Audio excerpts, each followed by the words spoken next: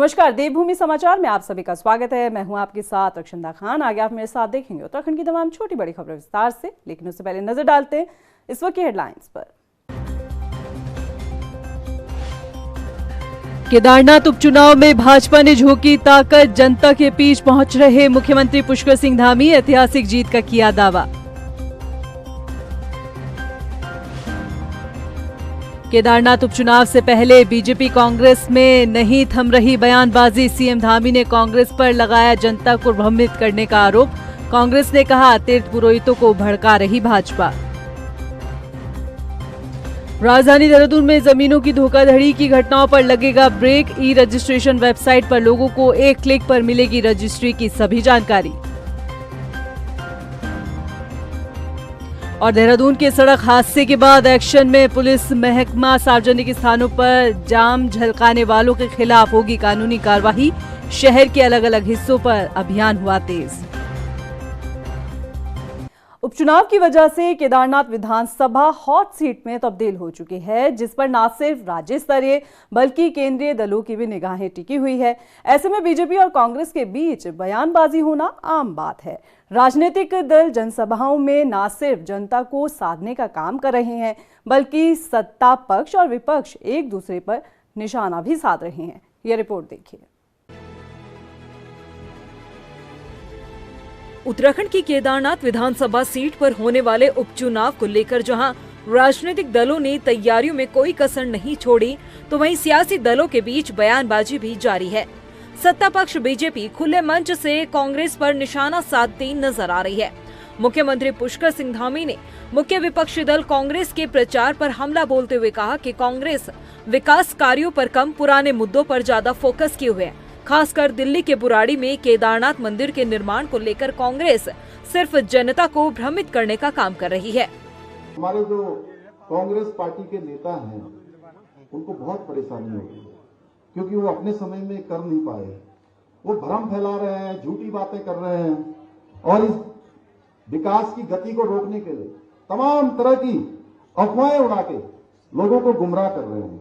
जो लोग मुस्लिम यूनिवर्सिटी बनाने की बात कर रहे थे, आज चुनाव आ गया तो उनको केदारनाथ प्रतिष्ठा की याद आ जाती है, यात्रा निकालने लगते हैं, झूठ बोलने लगते हैं, कभी शिला की बात करने लगते हैं। वहीं मुख्यमंत्री पुष्कर सिंह धामी के आरोपों पर कांग्रेस ने प्रतिक्रिया दी है। कांग्रेस के प्रदेश उपाध्यक्ष मथुरादत्त जोशी ने बीजेपी के आरोपों का खंडन करते हुए कहा कि केदारनाथ के तीर्थ पुरोहितों को भी बीजेपी कांग्रेस के खिलाफ भड़काने का काम कर रही है। देखिए, केदारनाथ चुनाव में मुख्यमंत्री का जो बयान आ रहा है बहुत ही दुर्भाग्यपूर्ण बयान है। कांग्रेस कहीं भ्रम की स्थिति नहीं करी। दुनिया जानती है कि दिल्ली में केदार धाम मंदिर बना और मुख्यमंत्री जी ने उद्घाटन किया और मुख्यमंत्री जी ने कहा कि जो लोग केदारनाथ नहीं जा पाएंगे उनके लिए अब हम सुविधा प्रदान कर रहे हैं, वो दिल्ली में केदार बाबा के दर्शन कर सकते हैं। दुनिया जानती है, सब जगह वायरल हुआ है। माननीय मुख्यमंत्री का बयान तो रिकॉर्डेड बयान होता है। उपचुनाव से पहले जहां बीजेपी और कांग्रेस में आरोपों का सिलसिला जारी है, तो वहीं भाजपा अपनी जीत को लेकर काफी आश्वस्त नजर आ रही है। मुख्यमंत्री पुष्कर सिंह धामी ने केदारनाथ में जीत का दावा किया है, तो वहीं महिला वोटर्स को भी साधने की कोशिश की, क्योंकि केदारनाथ विधानसभा क्षेत्र में 90,000 वोटर्स में से महिला वोटर्स की संख्या करीब 47,000 है। जाहिर है कि आधी आबादी जिसे वोट देगी, जीत उसी की है। माताओं बहनों के लिए जो काम भाजपा करती है, कोई दूसरी पार्टी नहीं करती है। महिलाओं को लखपति बनाने वाली जो योजना है, लखपति दीदी योजना हमने ही शुरू की है। अगर इस विधानसभा की हम बात करें तो यह हमारी ही पार्टी है, भारतीय जनता पार्टी, जो लगातार महिलाओं को यहां से टिकट देकर उनको आगे बढ़ाने का काम कर रही है। केदारनाथ सीट पर जीत के लिए बीजेपी पूरी ताकत के साथ मैदान में डटी हुई है, क्योंकि पिछले 2 उपचुनाव में हार के बाद भाजपा के लिए केदारनाथ में जीतना प्रतिष्ठा का सवाल बना हुआ है। ऐसे में देखना ये होगा कि सियासी बयानबाजी और जीत के दावों के बीच बाजी कौन मारता है।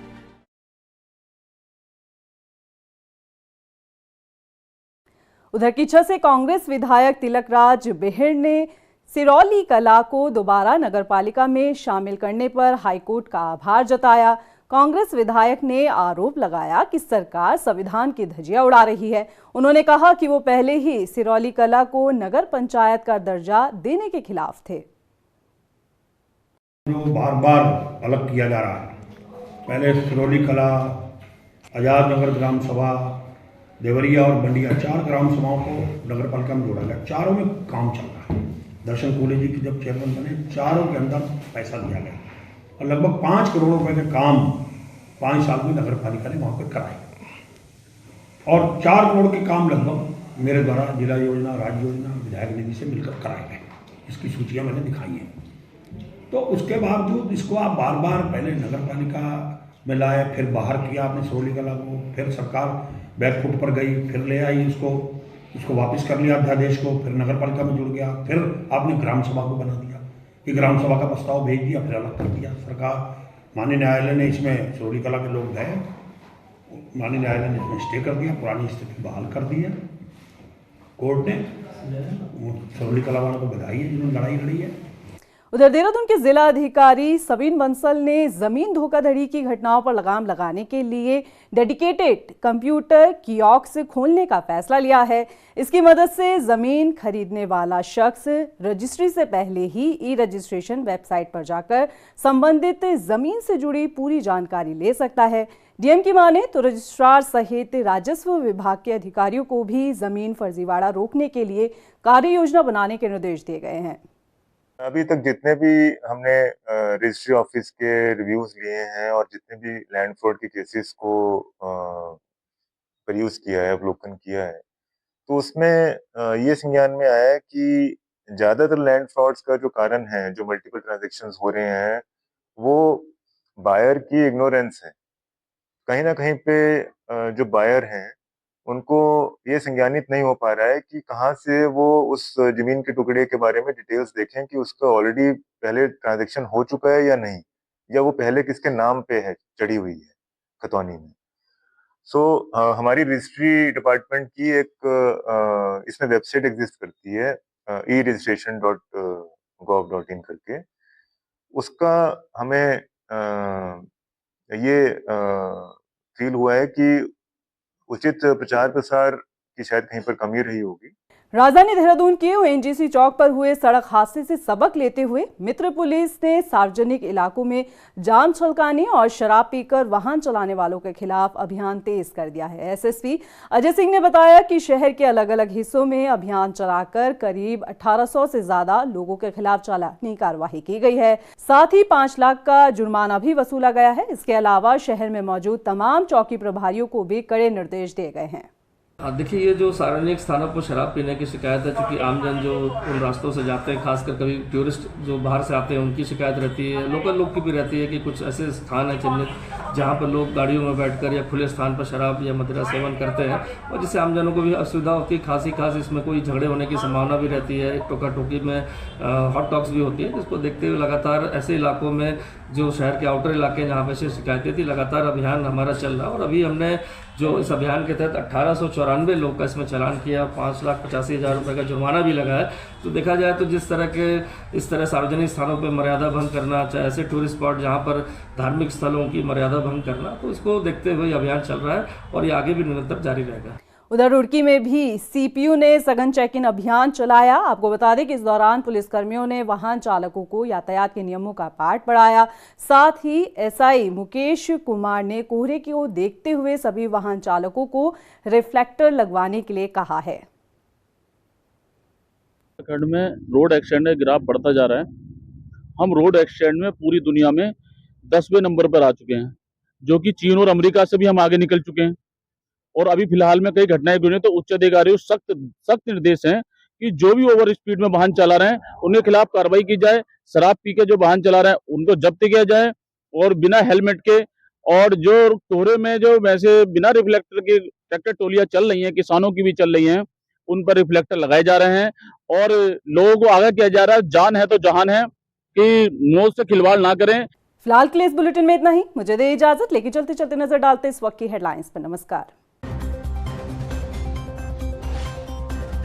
केदारनाथ उपचुनाव में भाजपा ने झोंकी ताकत, जनता के बीच पहुंच रहे मुख्यमंत्री पुष्कर सिंह धामी ऐतिहासिक जीत का किया दावा। केदारनाथ उपचुनाव से पहले बीजेपी कांग्रेस में नहीं थम रही बयानबाजी। सीएम धामी ने कांग्रेस पर लगाया जनता को भ्रमित करने का आरोप।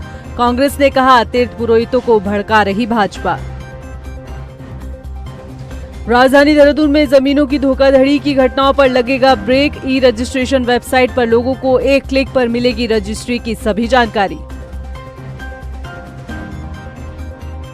और देहरादून के सड़क हादसे के बाद एक्शन में पुलिस महकमा। सार्वजनिक स्थानों पर जाम झलकाने वालों के खिलाफ होगी कानूनी कार्रवाई। शहर के अलग अलग हिस्सों पर अभियान हुआ तेज।